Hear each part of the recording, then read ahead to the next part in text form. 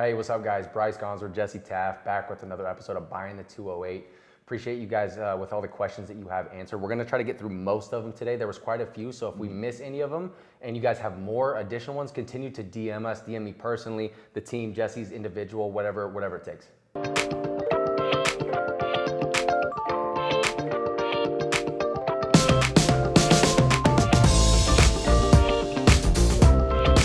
Yeah, so we're going to dive right into it. And one of the questions that you all asked was why you shouldn't for sale by owner. So essentially why you as a homeowner shouldn't sell your own home without a real estate agent representative. Yeah. And, there's a variety of reasons why you shouldn't. I'll just name a couple bullet points and then maybe one of the most critical ones. So one, most individuals don't understand the real estate process. Yeah. There's a lot of steps and they are all very critical steps. This is a legal contract to purchase and sell a piece of real estate. Yeah. It's not something that you can just kind of figure out or Google. Yeah, it's not an easy an easy document to just say we're going to close on this date, call it good. It is not easy. Exactly. Nope. So one, the process, most don't understand the entire process. Two, the marketing is hugely important.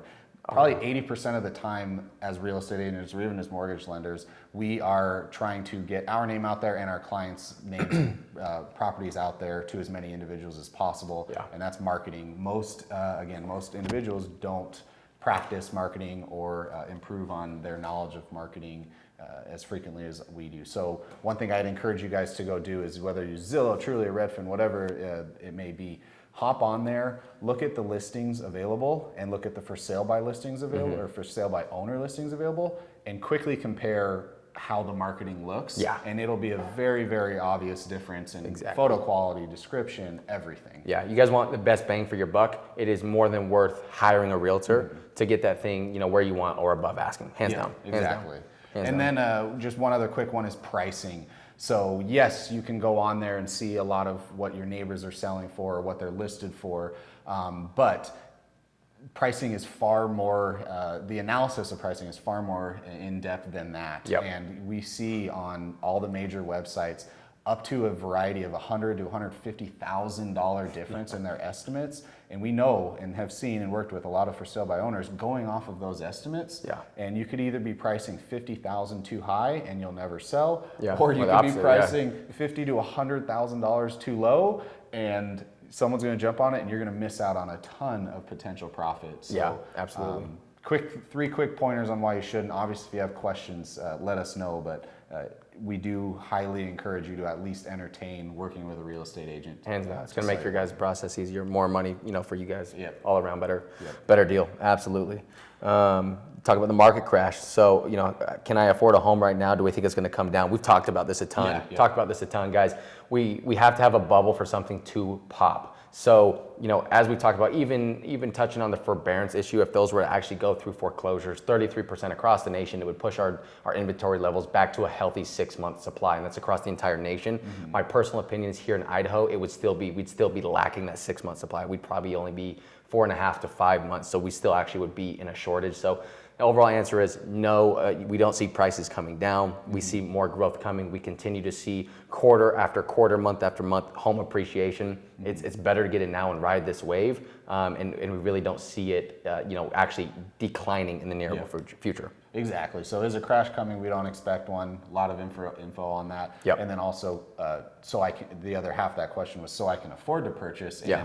we've talked about this one as well. You might be able to right now. Yep. Is it going to be your dream and forever home? Possibly not. Yeah. Do you need to get a little bit creative, find, help from family, friends, move in and purchase with a roommate? Possibly. Absolutely. But you'd be surprised. We usually can make it happen and get people into a home if they're willing to get creative. Get creative. A couple new guideline changes to FHA, allowing student loan debt to be moved down to 0.5%. Guys, you can have like 4 people on a loan application. So if you and your roommates get together, get on a loan application, you guys figure out how you want to split up the property. There's a lot of ways to make it work, and we just we've closed on many of them this year alone. Exactly. Yeah. Yeah. So moving on to some quick ones. What is your favorite restaurant? Oh, that's a good one. I love Barbacoa is great. Yep. I love the Ram. That was one I always grew up in. I love Chandler's downtown if you want to get a little fancy. But I love, those are all great. Bacon, my buddy Gibson Berry Hill owns the bacon restaurant downtown, my go-to spot for brunch. And then I'd say the other one is the Heritage Hop House over here. Yeah, yep. So I got lots of them. favorites. Yeah. If I had to pick one, mine would be Eppie's in Old Downtown Meridian. I've heard, yeah. Yeah, it's nothing fancy, more of an old school style. You know, it's in an older home, small, quaint, cozy setting. Yeah. But great food, great atmosphere. Definitely check that place out. I love it. Cool. Let's see. Next, how long have you lived in Idaho? Born and raised, so 24 years. Yeah, I grew up in East Boise and been here my whole life. Have you lived anywhere else? Yeah, a brief period of time. I played a little college basketball in Ontario, so barely Oregon. Yeah, but pretty much it's been here. A couple small getaways, but it's been here the whole time. Nice. Yep, I've been here for 12, coming on 13 years. That's right. Yeah. From Washington, Spokane mostly, so not too much different than this area in Idaho. But no plans on leaving. So Nope. my family and my kids will be here. And yeah, it's a good spot. Was that all of them? One more. So this is a great question. It's a little bit tough to answer, but I'll try and touch on some points. What are the best school districts, and where does Boise rank nationally for education? So first off, we're real estate and mortgage professionals, so this isn't our expertise. And to be honest, with things changing so much, and really that question can vary, the answer to that question can vary depending on the individual and what they're looking for their education, for their children.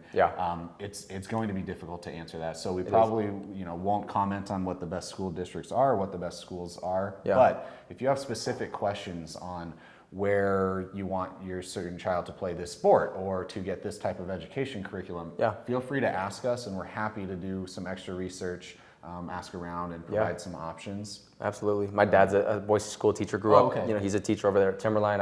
I trained majority of the athletes in the Boise school district, typically most of the 5A, 4A schools before I got into lending. So absolutely, guys, if you have questions, because they do come up quite a bit with teachers transferring over, feel free to reach out to us. Yeah, and like you said, we have some knowledge in it. We just, it's not our area to comment on. But I will say, and this isn't anything we hang our hat on, but Idaho in general, unfortunately, does rank a little bit lower or near the bottom for education and education spending. Hopefully, those things can change and start to tick up as these areas grow and flourish. But did want to put that out there. Unfortunately, we can't be top 10 for everything. And I believe the Treasure Valley, we talked about this, Treasure Valley is a little bit better for a lot of those schools, and there's a couple schools within the Boise School District that are actually pretty high, but the overall average, is a little bit lower. So that kind of wraps up the first set of Q&A. Again, ask us anytime, day or night. Respond to this or email or DM us directly. Any questions you guys have about real estate, about the area, about either of us as individuals, and happy to continue this conversation. Absolutely. Talk to you guys soon.